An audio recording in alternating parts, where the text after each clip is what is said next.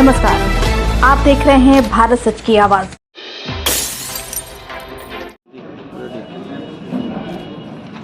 आज हम देवरिया जिले में मौजूद हैं। देवरिया हत्याकांड को लेके यहीं के रहने वाले जिला पंचायत सदस्य जी हैं, वो अपना खुद ही परिचय अपना दें।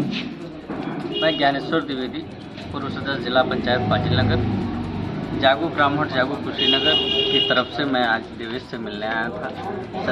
सत्यप्रकाश जी के परिवार की जो सामूहिक हत्या हुई है, उस हत्या का दोषी मैं किसी प्रेम को नहीं मानता हूँ। उत्तर प्रदेश सरकार इसके लिए दोषी है।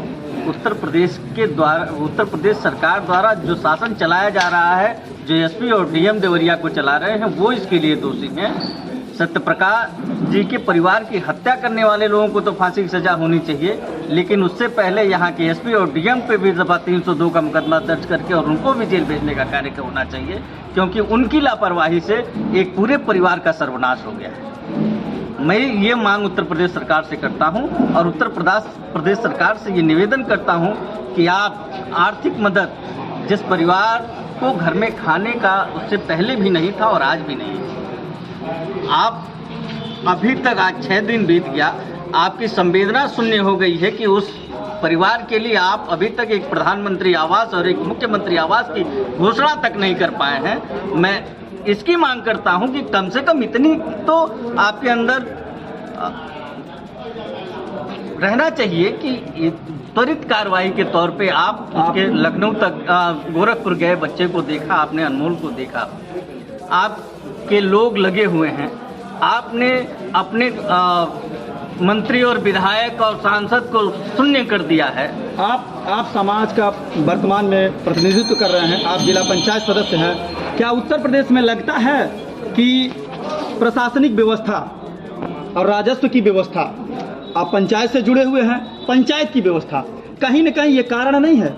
ये छोटे छोटे मामलाओं को इस तरीके से बढ़ा दे रहे हैं कि वो आदमी आत्महत्या तक कर दे रहा है, हत्या की बात छोड़िए आत्महत्या कर दे रहा है। तो सरकार को कब सरकार की आंखें खुलेगी कि इस तरीके के अधिकारियों को सस्पेंड करने से क्या होगा? वो तो कहते हैं सस्पेंड होंगे तो बड़ा पद मिल जाएगा, क्योंकि जनता का पैसा 2 नंबर की तरह से लूटे हुए रहते हैं। इनके पैसे जिसको कहा जाता है करोड़ों में चला जाता है, 2 महीने में बहाली हो जाती है। अगर कोई भी अधिकारी इस तरीके का होता है तो उसे सस्पेंड करने की क्या बात है, बर्खास्त कर दिया जाए। आप जाते होंगे किसी की समस्या को लेके, लगता नहीं है कि सुनवाई होती होगी।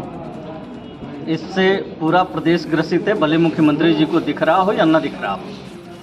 सबसे बड़ी समस्या यह है कि जब भी अधिकारी उत्तर प्रदेश को चलाएगा तो केवल अपने हित की बात करेगा।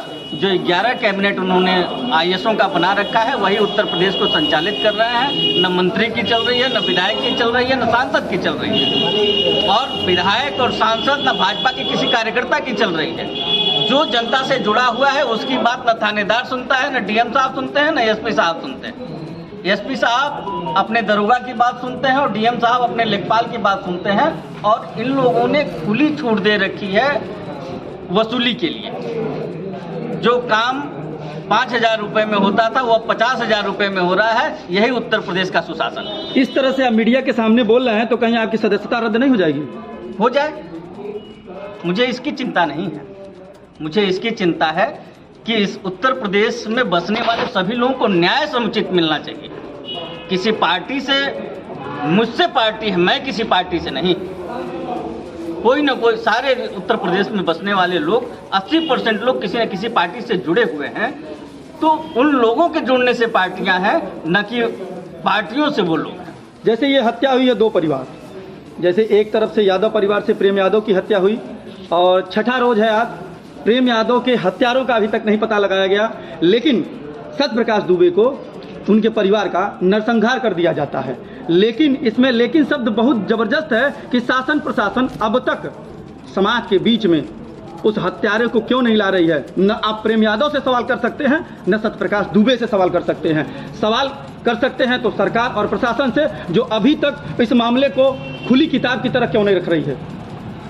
मैं यही आश्चर्य में हूँ कि अभी तक यहाँ के एसपी साहब इस बात का खुलासा नहीं कर पाए कि प्रेम यादव की हत्या कैसे हुई, उसके दोषी कौन हैं, इसका खुलासा नहीं हो पाया। मैंने तो अभी सुना कि जो सामूहिक नरसंहार हुआ है उसकी पोस्टमार्टम रिपोर्ट भी अभी सार्वजनिक नहीं की गई है। आखिर ऐसा कौन सा कारण है कि उसको छुपाया जा रहा है, उसको उजागर नहीं किया जा रहा है?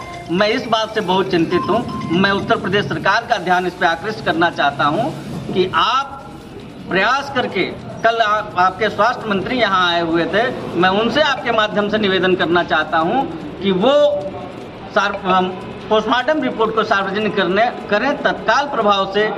वो आपके सोशल मीडिया पे आना चाहिए, पीड़ित परिवार को प्राप्त होना चाहिए, चाहे पीड़ित परिवार प्रेम का हो या सत्यप्रकाश जी का हो, लेकिन उनके बच्चों को पोस्टमार्टम रिपोर्ट तो अभी तक मिल जानी चाहिए। जिस पोस्टमार्टम हुए आज 6 दिन हो गए, अभी तक ना सोशल मीडिया पे है, ना प्रिंट मीडिया पे है, और ना जो सोशल मीडिया पे दो समूहों की लड़ाई चल रही है, यादव बनाम ब्राह्मण।